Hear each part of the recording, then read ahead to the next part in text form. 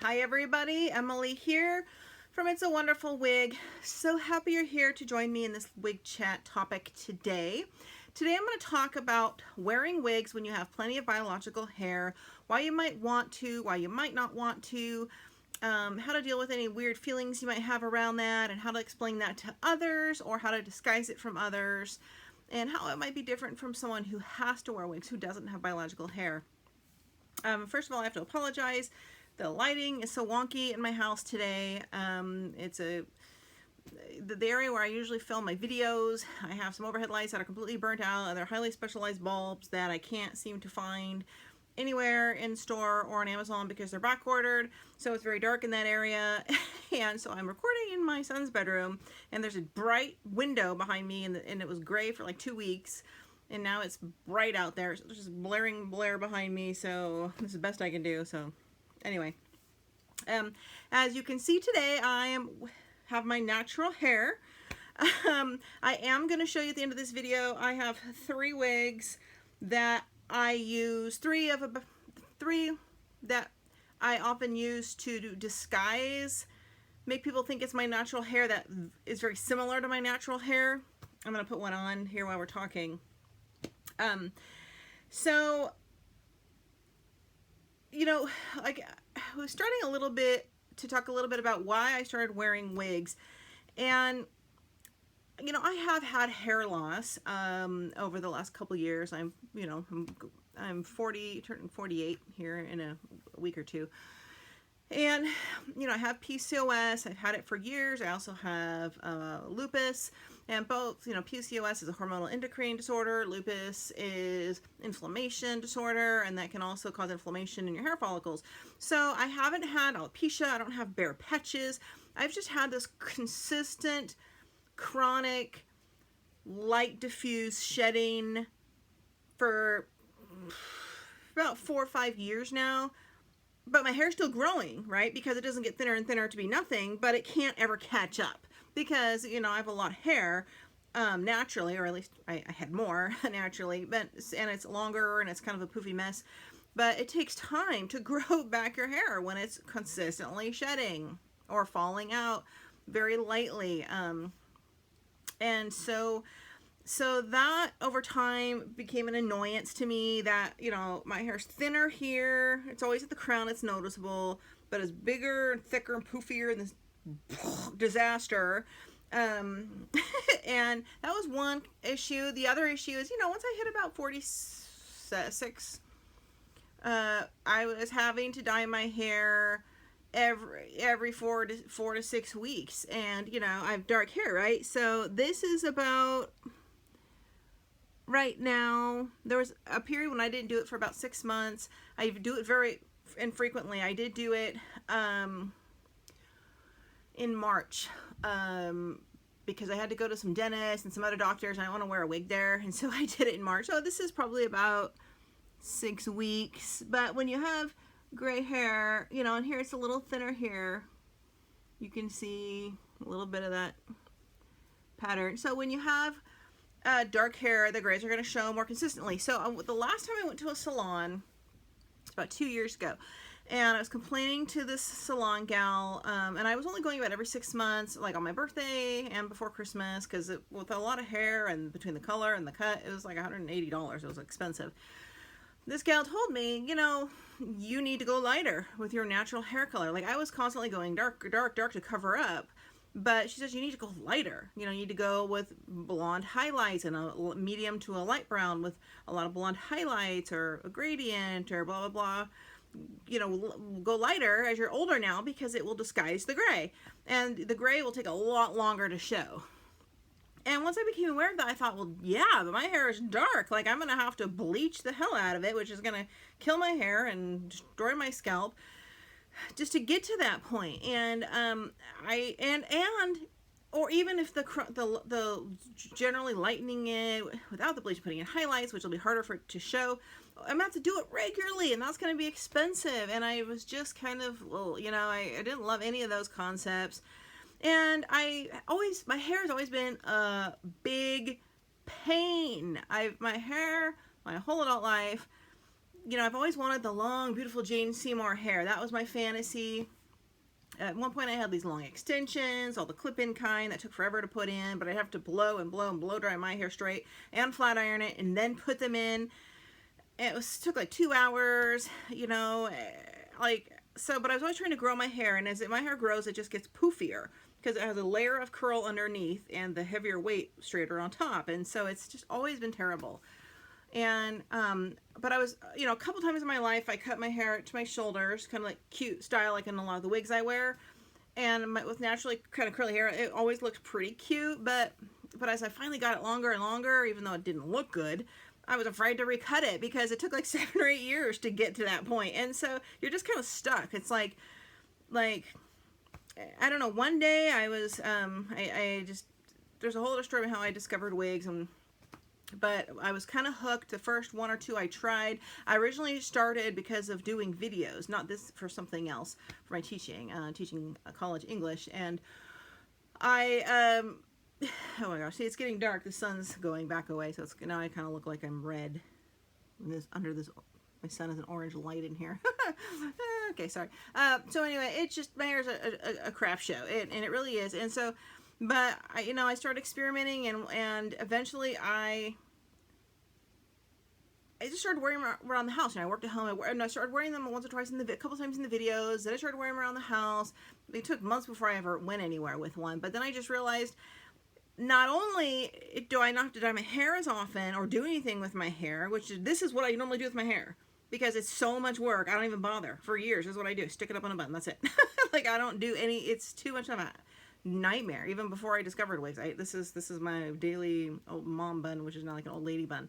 But I eventually just realized I loved how I felt when I wore any of the wigs I was buying and trying on, because the cuts were so fresh, like right out of the salon. They were either modern or trendy or cute or flirty or gorgeously long or short and flattering, like the perfect salon cut, or just looks like I put a couple hours into using the curling iron, the flat brush, depending on which wig. Like, they all look just so awesome. Like, it was like, and it took 2 seconds to get that look, and it became really, I became jealous that of my wigs, like jealous that my hair in real life just sucks, and it's like the light bulb came on. It's a losing battle. This real hair thing is a losing battle, and I became more and more addicted to the wigs, and I loved how they looked and felt.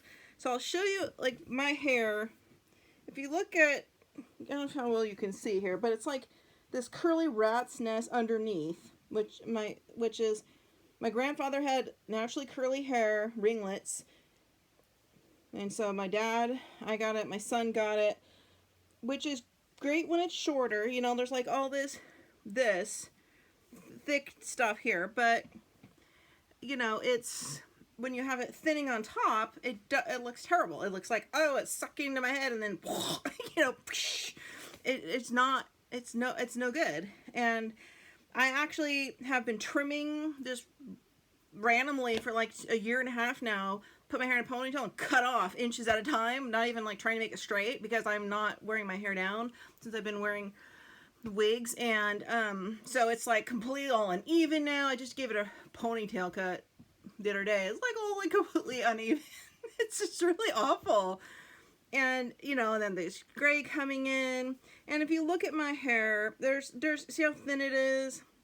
I mean, yeah, I have a good amount of the length of it, so I can move hair around, disguise it, but it's a lot thinner at my scalp. You see how this is? So it's just like, there's no and so again, I just end up with the mom bun, which this was my daily life with my hair. There you go. Like, it's yeah. So anyway, I still feel like it's really thin around here compared to what it was in a couple years ago. Like, I feel like it's thin. So anyway, my glasses, I can't see. So the wigs, I didn't need to wear them because I wasn't like losing hair to where a lot of the ladies here might be, whether it's from chemo or a chronic dieting or alopecia where you were embarrassed and you had to cover it up. Even though it wasn't obvious that my hair was thinner to others, I could feel it, and I didn't like how it made me feel bad. And it just doesn't look good when it's all flat and then all puffy. So I didn't like it. And the wigs was just, it started out as an experiment for convenience during COVID for a video. And it's like, I just love them so much. And I realized, like, it's like there's a point where it just occurs to you, you can have your dream hair. You can have the gorgeous long Jane Seymour hair for a day or a week by wearing Jon Renau's Ariana, for example. Or you can have the short little pixie cut you've always been afraid to cut your whole life because it'll take 10 years to grow back. Like Pixie This by Gabor, which is one of my cute little black wig that I like. Or you can have your adorable, cute, naturally curly, layered, with a little permatease style, like a lot of the ones which are my favorite wigs that I record a lot of videos on those, like Violet, or there's so many I've done, Bianca, or any of those cute ones that looks like you wear at the salon, you had it cut, you had it curled, or a perm, and it's just, you can have the big curls if you want, you can have whatever you want, and there's some kind of like liberating freedom and excitement that promotes almost an addiction to that. And I began treating wigs as an accessory. I change my jewelry depending on what I'm wearing, or with my outfit. I even match my handbags to my outfit. I'll change my hair now to what I'm wearing, or to the temperature outside, or to the type of event I'm going to, or to how I'm feeling that day, or to if I want to fit into an environment, like I might want to look a little more roughneck, whatever, or masculine, maybe I'll wear the short one, I don't know. Or if I want to look more flirty and sexy and going to a bar, if I was, I wear a long one, like whatever. Like there's just some kind of thrill to it and liberating freedom, and that's what led me to buying over time, I think 60, 70 wigs. Some I sell, then I buy more, review them, I sell, but there's a good amount that I keep, at least probably around the 40 to 50 range, and it's just fun. It's fun, even if so a reason you might want to wear wigs, even if you have hair, could be you don't want to keep dyeing your hair, you're over 40, one, it's too expensive to go to the salon too often, and you're not comfortable with the grays, or two, there are toxins and chemicals and poisons in hair dye. And the ones that don't have that, the paraben-free one, or the nature tint, which is what I might use when I do it at home, the clean ones you get at like the natural grocers, natural health food stores, the color doesn't last as long, like 3 or 4 weeks. Or maybe your scalp burns too much from color. So that's a reason you might want to do it right there. Maybe you want to stop dyeing your hair for a year, so you can try to let all the 5 different layers of color in your hair from over the years die out and let your natural color come back in. Like mine's way blacker at the ends, and then it's a medium, and then I've been trying to go lighter up here. So it's, the only way to catch that up is to just lop it all off, and I don't want to do that just yet fully. So that's one reason you might want to do it. Another reason is you're on a lot of Zoom calls, a lot of video conferences. You want to, there are people that are working remote every day. They spend a lot of time on the camera. They don't want to be doing their hair every day. Even if you have hair and maybe your hair looks like this wouldn't look very nice in a professional business meeting, just do that, put it in a bun. Or if you have a job interview or whatever, you want to put on, get up, get dressed, put on a little makeup stick and a little lip gloss, and put on your cute little wig, and boom, 7 minutes later, you're at your computer and all's good. That's another reason. Another reason might be you're going to see some people you haven't seen in 10, 20, 30 years, like old cousins you haven't seen since childhood, or go to a family reunion, or something like that, and your hair does not look like it did when you were younger, and you feel like it's going to stand out like a red flag, or it makes you feel self-conscious. You can find a wig that is very similar to what your hair always was when you were younger, when you knew those people. So that's something I've done as well. Gonna meet up with an old boyfriend 20 years ago that you dated, or who knows, I just for a coffee. Like there are plenty of reasons for that. Maybe you are going to go to have a, which is on the holidays, you want to wear one when you have a lot of people over to your house, and your Christmas Eve, Christmas dinner, there's all these holiday activities, you're cooking, you're wrapping presents, you're going to holiday concerts, you're going to holiday mass, you don't have time to do your hair, and you have 15 people coming over, and you're cooking, put on your short, cute wig, or whatever, put on a wig that's like your normal hair and put it up in a clip so it's not in your neck, whatever, so it looks good and you don't have to worry about it. On and on and on. Your hair maybe is thinner, it's fallen out from, you had COVID, you lost a lot of hair, maybe you have alopecia. Obviously there's the clinical reasons as well. There are receding hairlines, there are hormone issues, menopause. I'm in the perimenopause, maybe menopause, I don't know, I'm not really sure, but my mom and her sister and her daughter all had menopause at 47, so I don't really know, but kind of feels like it's around that. I can't tell with the PCOS, but that could be a reason. Hormone changes, you get closer to 50. Or you're just plain lazy, you don't want to pay the money, you don't want to do your hair, but you want to look good. Simple. You have every right to do that. That's what I do, and I'm not like, I mean, I do plenty, I'm not lazy, but when it comes to things that are like, I'm not so into myself that I'm going to spend a ton of time on my hair. It's just not worth it. When you're busy, you're too busy to worry about your hair. That's when you want to be wearing wigs. So there are a dozen reasons or more you could wear wigs if you have real hair, plenty of hair. So this whole sort of societal stigma about wigs, and this is one reason I'm always hesitant to tell someone I'm wearing a wig who doesn't know me. Like you go to the bank teller or the grocery counter or wherever. Oh my God, your hair's so beautiful. Oh wow, I wish I had red hair like that. Or oh wow, I wish my hair was curly like that. And you're wearing a wig. That's why I don't say, oh, it's a wig. And that's why I don't say that, tell them that, and announce that. And most of the time, only because even though I do want to try to normalize wig wearing for women, sometimes I'm just not in the mood for the discussion or trying to influence someone to teach them in that way. Because the first thing someone thinks when they detect you're wearing a wig or you tell them you're wearing a wig, if they don't really know you, is that you have cancer and you're bald underneath. And then suddenly like they all act all uncomfortable. They don't know what to say. They start wondering, oh, is she under chemo? That's the first thing people always think. It's happened to me a million times. And my mom did have cancer. There's a whole wig story behind that, and so that plays into my paranoia. So I can leave that in another video. I can talk about that as well. But so I don't want people thinking that and plus I'm plus size, because my PCOS. So it's kind of funny when you tell someone you're wearing a wig and they look at you funny, like they're thinking you probably have cancer or under chemo, is what I've gotten many times. But then they kind of look you up and down like, oh, you're plus size. You don't look like a skinny person like someone under chemo would be. I've had that too, and it's just so ignorant and uncomfortable, and I just don't have the energy for it most of the time. Like I don't want to explain, defend, and I think that even when if you were to explain it to them, oh no, I'm just wearing it because it's for fun and it goes with my outfit and blah blah blah, I think they don't believe you. I think they really wonder what's under that wig. I really think they do. And it's just not, you would have to prove it to them, you'd have to take it off. And it's similar to like let's say you take a new job and you're wearing a wig at your job for 3 or 4 or 5 months, and finally you tell someone that you're wearing a wig, or they notice or something, and everyone just thinks you have cancer and you've been hiding it all this time and no one believes you, or they think you're really bald under there.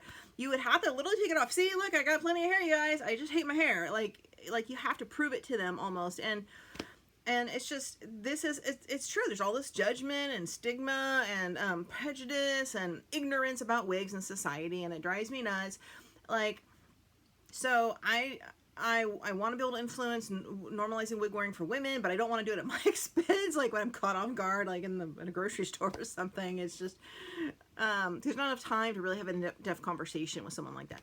So anyway, I was going to start putting my hair up to put on, show you some of my wigs. So, I think that, now let's talk about, what I recommend if you have hair and you want to start wearing wigs. Let's say you have beyond short hair, medium or longer hair, and you want to start wearing wigs or try a wig and you haven't yet and you're completely new to this, and you're worried about the, what are people going to think scenario, or how will I explain it, or will they know?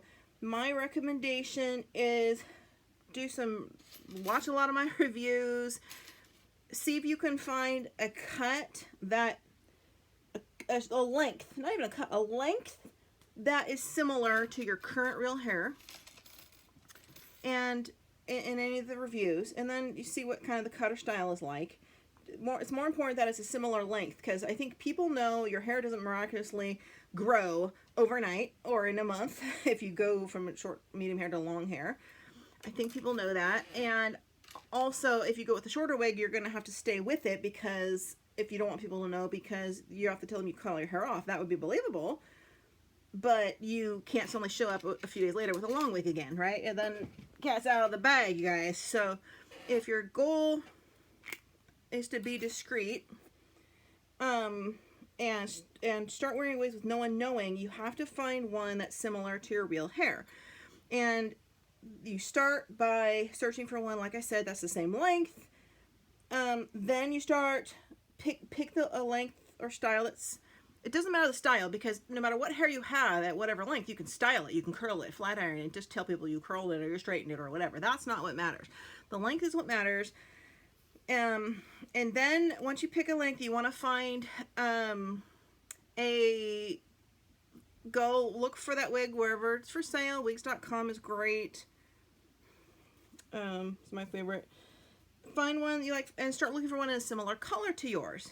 You can watch YouTube videos, like if it's a Renee of Paris cut you decided you liked, or it was a Jon Renau one you liked, whatever. Start looking at reviews for colors that might be similar to your hair, and go with that. So when you get it and you wear it, it'll almost look like no one would know. If it's the same length particularly, maybe it's a little fuller, maybe it's straighter. You could just say, oh, I straightened my hair with flat iron, or I went to the salon and had it relaxed, or I've been sleeping in curlers, or I've been curling ironing it. You could say anything like that, but it'll be the same color, kind of the same texture. If you always had really stringy, straight, flat hair, and that's what you have now, it'll be harder to believe you go into a big full one. So keep that in mind. You might want to go with something like Ignite, which is by Jon Renau, which is straighter but short and layered. Or you might want to go with something like Zara, which is long and thin and straight. So there are definitely those kind of options, and just go from there. I started by the first 2 wigs I got, I started wearing around my house. I started when my son and my partner were at work, and I wore them for about 3 days, rotated back and forth. They never said anything. They never knew. And I remember I finally took the one off in front of my son, and he was like, had a heart attack. He was like, it was like a shocking thing when you have no clue and someone pulls it off. You're like, whoa, what's going on there? He had no idea, and he was around me all day. It was over like a weekend. So you could even do it and not tell your friends or your husband or whomever. And not tell them till you've been wearing it long enough for them to be confident, or tell them you got a salon do. So I have a bin of wigs that are, I have about 8 or 9 of them that are brown wigs that are shoulder or longer length, similar styles to my natural hair, but how my hair would look back when I used to go to the salon, or back when it was a little fuller and didn't look like, a crap show. Excuse my language. So I have Brooklyn by Estetica in 4-6, which has been very convincing. I wore that when my dad and his wife came to town. He never knew I wore wigs, never noticed anything different. This is the first one I got to replicate my natural hair, which was Sarah by Jon Renau. And this one actually had like a little bit of a red tint, but it was unnoticeable unless you're in the light. It was the chocolate raspberry truffle, and that's how my hair kind of was. It's like the curly and thicker. And I have not actually put this on since I wore this to several holiday concerts and events, which is right when I first started wearing wigs. And I haven't actually worn it since then because it's pretty thick, but it was a lot like, I felt like it was a lot like my real hair when it looks better. I'm gonna put it on now because I'm just kind of curious. This is not usually one of the ones I grab because it's a very expensive wig. Let's just put this on and see if it still looks I haven't put this on since last Christmas, so we're just gonna put this on. This was Sarah Large.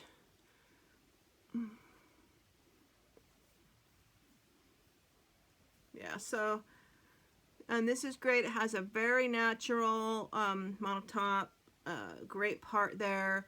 It's a very good wig if you have longer, thicker hair, some natural curl, and you want to be convincing. So this is what I wore. You know, if I dyed my gray hair back to dark and I let it completely air dry or braid it and slept in it, it would end up looking like this. Not as thick though. See, this is way thicker on top than mine. But, so what I did for those concerts, when I was first getting used to the wigs, I just kind of did this. Actually, no, I think I did this. I did a little twist, like I used to do when my hair was longer, and put it up like that. There we go. I put it up like this and wore it like that, you know, and I was very confident. I was fine. This one is great too, and you know, you could put this in a clip, theoretically. I kind of wonder if I can, let me try this. I'm going to see what would happen if I try to put it up in that same mom bun. It's a little harder to put a wig in a mom bun. I can't see it. I mean, I have to see the back. You have to make sure the edges are kind of covered, but you know, this one was pretty convincing. So that's my Sarah, and you see, you didn't see any red, right? That's the chocolate raspberry truffle. I might sell this one. I wore it once, only because I've just gotten so used to the shorter wigs, because I'm always so busy. I don't like hair on my face, and I don't go to that many special events. This is Brooklyn by Estetica. I wore this one when I met my grandson for the first time when he was born 2 months ago. And my son and daughter-in-law, still don't know I wear wigs, my other son. This is the one that I wore. It's a little shorter than the other one. Let's put this one on. I did a sloppy job with my hair up today, but okay. This one is a little shorter. Ah, cannot see what's going on here. I thought my glasses on. And that stupid reflection in the background. Sorry. You guys aren't bored to tears. So, yeah, and this one needs a little parting work because I just wore it the other day. I think I had it... I had it up somehow. Like, I had put it in like a clip up like this. Yeah, that's right. I had it over like this. I messed up my part. I had it over like this in a clip. Kind of like this and another clip, like this and another clip, and then I think I had put it back as well. But I mean, if I wore my hair like this, I could, if they say anything, I just go, oh, I trimmed my hair, you know, big whoop. So this was a great one. It's again a little messed up, but actually this is a really nice wig. This is one of my favorite wigs, full monotop. Lastly, I have this one I wore to my Christmas Eve dinner. This is Gabor's Radiant Beauty. I wore this to Christmas Eve dinner the day after wearing the other one, which was the Jon Renau Sarah, which is, this is actually shorter, but it has the same curl. Nobody noticed. Nobody noticed.